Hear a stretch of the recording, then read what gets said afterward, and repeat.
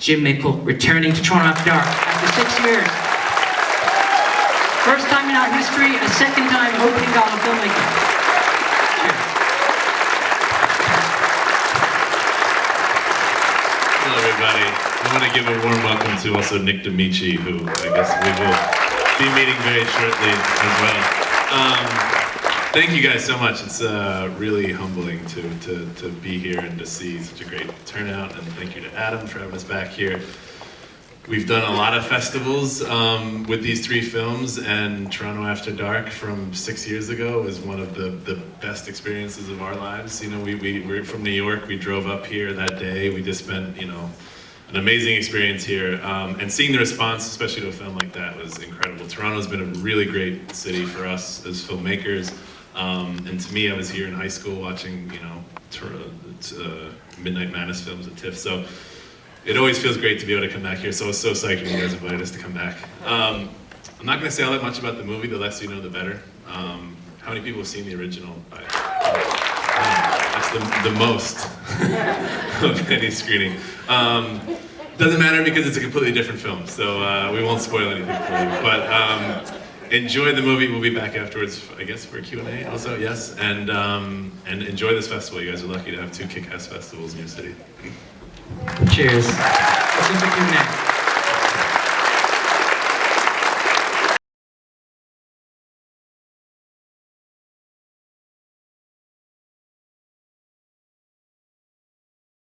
I was going to ask you about the tone of the film. Obviously, some of the scenes are graphic, but then some people are describing this film, you know, as more as an art house piece, and that's why you're getting into festivals also like Cannes and some more sort of art house type film festivals. Do you want to talk about striding those two sort of worlds of genre and sort of drama? Yeah, I think the horror genre in general is a lot more flexible than people give it credit for. It might not people in this room because you're here, but there's a lot of people I think that don't realize how much you can do with it. And we were just talking 2 seconds ago about Let the Right One In. I think it's a perfect example of a film that's not really a horror film. It's doing so much else. Wow. It's doing so much else, you know, and it's telling a coming-of-age story. It's telling, you know, this beautiful, you know, love story between these two kids, you know, and it does it with this really interesting backdrop that I think really makes it pop. And I think we took that approach really, and having done 2 movies, I think after having done Stakeland, I just remember feeling like, you know, another, you know, I didn't need to do another, like, you know, full-on action set piece every 10 minutes. Let's really do something that's going to rely on these characters. And the smaller we made it, the better. The more it focused around 3 people around a dinner table, the stronger it became, I think, and let us get away with that. Do you want to, let's open up to the floor, and we've got some questions here. Let's start over there, near, yeah, 2/3 to the back. Yeah, yeah. Where did you find those girls? Try the girls. Julia Garner, the young one, the curly-haired one, was in a film called Martha, Marcy, May, Marlene that I loved, and was tonally was also an inspiration for this, mostly because it was able to get under your skin without, almost because it wasn't telling you much, and I loved that. And one of our producers, Andrew Corkin, had done that film, and as soon as he read the first draft of the script, he said, you know, what do you think about Julia Garner? And I met her and kind of fell in love with her and just thought, like, yes, we can't do this movie without her. And then Amber Childers, the older one, came along. We had somebody else cast in that role for a very long time, and then about a week before, she dropped out for scheduling reasons and sort of left floundering, and just looked through, you know, tons and tons of audition tapes that had been submitted at some point, and just said, you know, this girl just popped. I think I even watched her first audition without the sound on, but she just popped. And Skyped with her over the phone, and she said, you know, I grew up in a Mormon household. I thought, okay, I'm done. You got the part.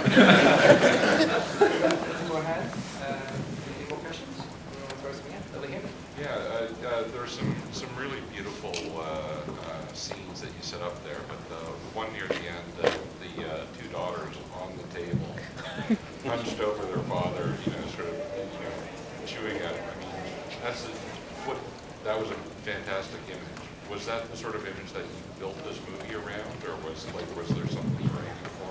No, I guess the question was that image of the girls hunched over the table eating their father, was that something the movie was based on? No, I'll leave it to Nick to tell you how it was written, and I'll tell you about it. We wrote many versions of the ending, probably like 30. One where Doc Barrow adopts the kids. Just crazy stuff, helicopters coming in, and backhoes burying people, and nothing was working. And then I was just up early one morning and writing and said, look, we just gotta end it at the dinner table, man. Okay, that's what I'm doing. I'm ending it. What the fuck happens here? They eat the fucking old man. And I never called Jim. You know, we have our own working thing, but I get up at 4 or 5 in the morning. It was pretty early. I never called him. And I got so excited I called him. And I said, hey man, I got the ending. He said, what? They eat the old man. It's like silence. I said, you hear me, man? They eat the old man. And then he said, oh, fuck, yeah! That's how the ending. And when we shot that, I think, you know, it freaked people out in the script stage, and I think, you know, and I didn't want to kind of spoil the tone that we had of like the reserved thing, the restrained thing up until then. So I think it was scripted that it was all going to be in shadows, that Doc Barrow was going to be, I had in my mind it was all going to be, the experience was not us watching them, the experience was going to be Doc Barrow watching these two girls sort of come of age in a way and sort of fulfilling their father's destiny of eating him. So it was all going to be in shadows, and I think we were going to stay under the table, and we did the first take, and the girls were terrified. It was like the third weekend, and Julia from day one was like, how are we going to do it, how are we going to do it? And she was freaked out, and they went for it, and they were so into it, and they had so much fun, and we just shot in this roving dolly that it was like, I remember leaning in and just being like, scratch the shadow shot, like this is the scene right here. It's beautiful. I was going to mention something that I was reading somewhere that one of you is more the gore hound, is that you, Nick? And one of you is a bit more reserved, or you both go for the bloody scenes? I go over the top. And Jim pulls me back. Yeah. And a lot of times it's the budget thing, you know, a lot of times it's, all right, I'd love to do that too, but what are we going to be able to afford? And in this one it was, and, you know, what was nice is, you know, there was a lot of scenes early on where we did go for that, you know, there was a lot of scenes where you prepare the body, and there was a certain thing that was going to tear the rib cage open and do all this stuff, and at a certain point it was coming along, and as the characters got better and the story got better, I remember reading the script and saying, you know what, I think we don't need this shit, this is kind of like this is kind of the thing you'd expect, so what's the way that we can not do it? I'm saying, you know, that preparing the body scene should be like the baptism montage in The Godfather, and everyone, okay, I got it, I know exactly what you need, and then he just went away, and then that was born out of that. You got some more questions? Anybody near at the back? Yeah, the soundtrack. Can you talk about that? Sure. The score or the sound, the songs in the film, everything. Everything. Yeah, it's actually two composers, crazily enough, which I'm really excited about because to me it feels like a contained score. But we had one guy on. We sent the first draft of the script. We sent to Jeff Grace, who had scored Stakeland, and I love him. And he started working on themes then. And we were actually playing a lot of those themes on set. If there's a scene that didn't have dialogue, we just play this on speakers. We just play the score to a silent scene, and it helped a lot. And I think really got everyone sort of into the tone of it. And then we got into Sundance, and all of a sudden we had like 2 weeks, you know, to score the entire film. So we actually brought another guy in, Phil Mossman from LCD Sound System, who does all electronic music, and Jeff, who does these string quartets. And basically they both went at it, and we figured out who was doing what, you know, the closest, and merged the two together. And then the stuff that's on the radio and that kind of stuff is just all, you know, I think we both have an affinity for, you know, nostalgic country music and stuff that, you know, doesn't pop up in horror movies. I hate the sort of stereotype that all horror films have to have this like heavy metal gore, you know, a hard rock soundtrack always to make it a horror film. And I think things that are, sometimes it's the pretty subtle, quiet stuff that I think is creepier and scarier. Looks like you have a bit of a shaved hand. Yes.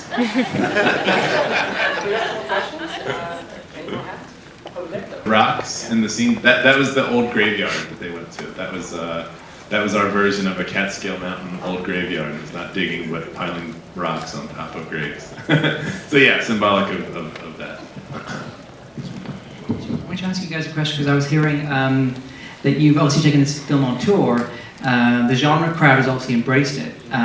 Some of the art house crowd has, but I heard you played not Cannes, but another smaller French film festival where you had a very interesting, different experience. Do you want to guys talk about that? Yeah, we shot another film in July and wrapped that film, basically slept a day and flew to the Deauville Film Festival in France, and you know, that's where like you know, we were the slot the Beast of the Southern Wild, who played the year before, and it's pretty much, it's all the Sundance movies that are going to go on to get the obligatory Oscar nods, and somehow we got in that slot, and so I walked into a theater that was about 4 times the size of this theater. It was jam-packed, and it was all upper class bourgeois French folks. A lot of salmon-colored sweaters wrapped around their necks and coat shoes, and they were into the film for the longest time. And I thought, you know, I haven't seen this movie in a little while. I'm going to sit and watch it with this crowd. And that scene at the end happened, and half the crowd stood up and just started hissing and booing and shaking.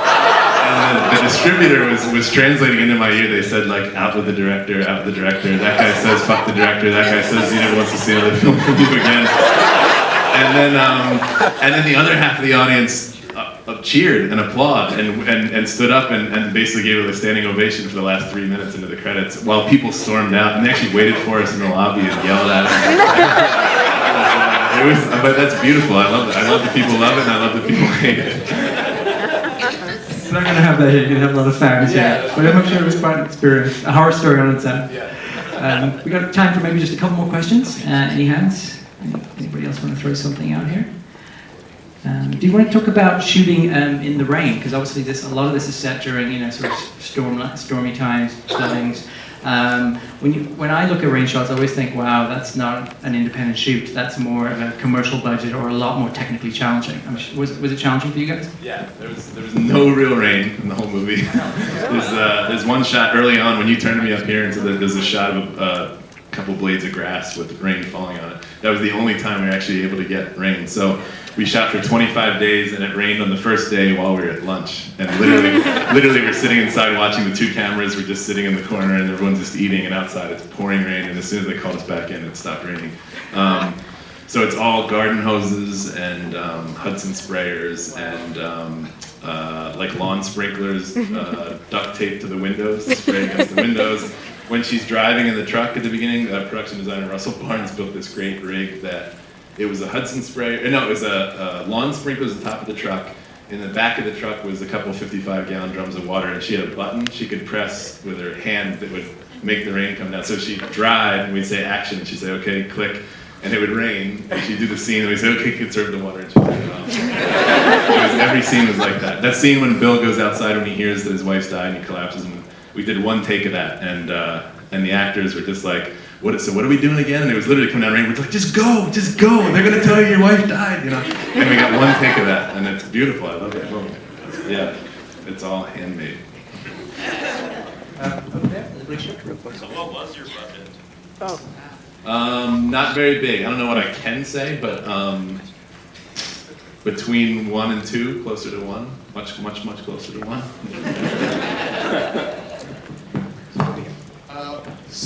The stew was really disgusting. What was in the stew? Oh yeah, the stew's great. Yeah, the stew was really disgusting. What was in the stew? It's like Hungry Man chunks of, you know, they brought chili and steel-cut oats. Remember Bill Sage, the dad, said the steel-cut oats were the knuckles. So that was pretty awesome. So they would just make it, and we come out and be like, a little more of this, a little more of that. We're going to have to wrap it up pretty soon. I was going to ask you about something you just mentioned to me. This film obviously, in an interesting way, leads some sort of open ending, and you were mentioning something which I wasn't aware of, that there might be a possibility of a follow-up film, and who might be working on it. Yes. Well, I can say, Nick can answer the second part of that. Jorge Michel Grau, who did the original We Are What We Are, he's shooting a film right now, I believe. And after that, his plans are to do a sequel of our film based on our 2 girls. The original is 2 boys, it's very different. We don't know quite what he's going to do with that. It's going to involve Mexico, which will be fun. And prequel, which is basically very simply Frank and Emma, the woman in the beginning, his wife who dies in the water hole, their meeting and her becoming indoctrinated into the cannibal way of life. You know, it's a love story. Well, Robert, do you want to talk about the next film that you're working on, you just finished, Yes. and I guess it's possibly for a future Toronto Dark, we'll see. yes, yeah. Yeah, so we just, we wrapped in July a film called Cold in July. It's a Joe Lansdale adaptation. Joe Lansdale's probably best known for Bubba Hotep. he also has this very dark sort of Cormac McCarthy thriller film noir side to him, and we adapted one of his books 6 years ago, probably when we were here at Turn After Dark. We were probably just beginning to talk about it, and so we finally shot that this July. Michael C. Hall from Dexter is the lead, and Sam Shepard and Don Johnson. And editing that now. I just showed Nick the first half of the cut on the plane here. Actually, we're editing that now, so it'll be out soon. But it's an 80s style revenge thriller. Very, it's kind of very inspired by, for me at least, a lot of Korean sort of genre hopping, tonal shifting thrillers, and it's very cool. It'll be very, very, very different from this one. We hope you submit it to us for next year. And you're going to be at Pub After Dark later on tonight? Great, so you can meet Jim and Nick later on. Give it up for our fantastic filmmakers.